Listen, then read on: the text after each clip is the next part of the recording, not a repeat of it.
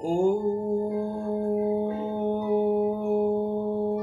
अग्नेनायेषु फयता रायस्मान् विश्वानि देववायुनानि विद्वान्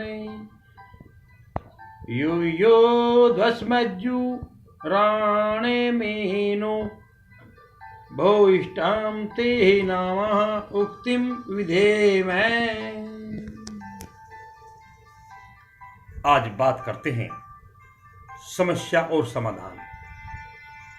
भगवान समस्या से कैसे निकालते हैं समाधान। समस्या से ध्यान और ध्यान से समाधान और समाधान में बसते हैं भगवान। देखिए, जब तक किसी व्यक्ति पर आज तक कोई समस्या नहीं आई तो उसने ध्यान के बारे में कभी विचार ही नहीं किया। प्रार्थना, उपासना, आराधना, साधना कोई करने की कोशिश ही नहीं की। लेकिन जब समस्या आती है तो ध्यान लगाता है और ध्यान से समाधान निकल जाता है, और जो समाधान निकलता है तो वही भगवान होता है और वही प्रकृति का विज्ञान होता है।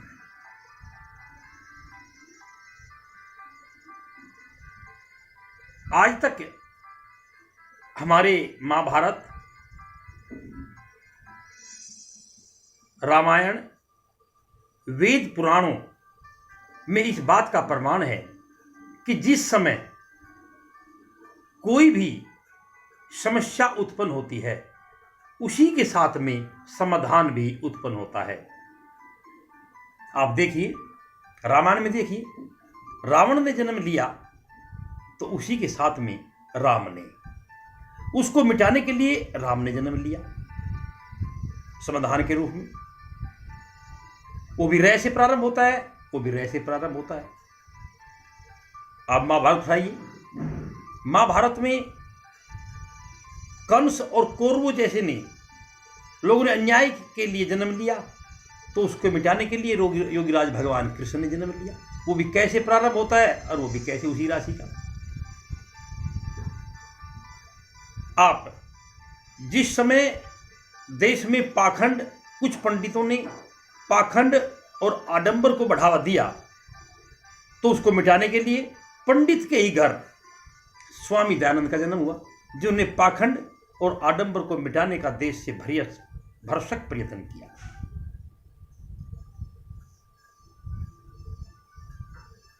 जब देश पर विदेश का राज था, ब्रिटिश राज था, तो उस समस्या से निपटने के लिए मंगल पांडे ने, सरदार भगत सिंह ने, सुभाष चंद्र बोस ने, अन्य महान योद्धाओं ने जन्म लिया।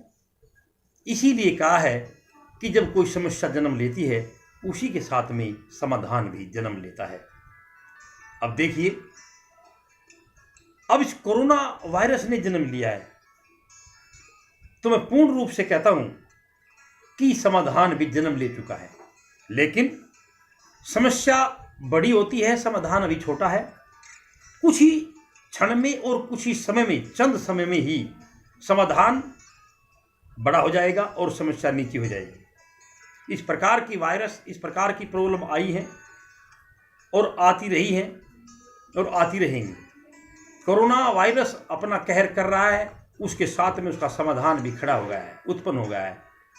इस बात से घबराने की बिल्कुल आवश्यकता नहीं है। प्रिय देश के सम्मान के योग्य सत्यार्थियों, धर्मार्थियों, पुरुषार्थियों और देश के अपने कर्तव्य पर डटे हुए विद्यार्थियों से मेरा निवेदन है कि आप अपने कर्तव्य मार्ग पर डटे रहो, लगातार स्वाध्याय करते रहो, परम पिता परमात्मा का ध्यान लगाइए। ध्यान लगा करके ही समाधान निकल जाएगा और ये ध्यान ही हमें एक दिन समाधान के मार्ग पर ले जाएगा। किसी भी विद्यार्थी को, किसी भी सत्यार्थी को और किसी भी पुरुषार्थी को घबराने की आवश्यकता नहीं है, क्योंकि जब जब भी कोई संकट आया है पापियों का ही विनाश हुआ है। अच्छे लोग हमेशा अच्छे रहेंगे और ऐसे ही संसार चलता रहेगा। मेरा आपसे फिर एक बार निवेदन है कि किसी भी सच्चे और अच्छे व्यक्ति को घबराने की जरूरत नहीं है। अपने कर्तव्य का पालन करते रहिए और सरकार द्वारा दिए गए दिशा निर्देश का पालना अनुपालना पूरे मन के साथ, पूरे धैर्य के साथ करती रहिए। सबर की सवारी अपने सवार को गिरने नहीं देती, ना ही कभी किसी के चरणों में और ना ही कभी किसी की नजरों में। इन्हीं शब्दों के साथ में सत्यवीर आर्य का आपको पुनः प्रणाम। ओम शांति शांति शांति।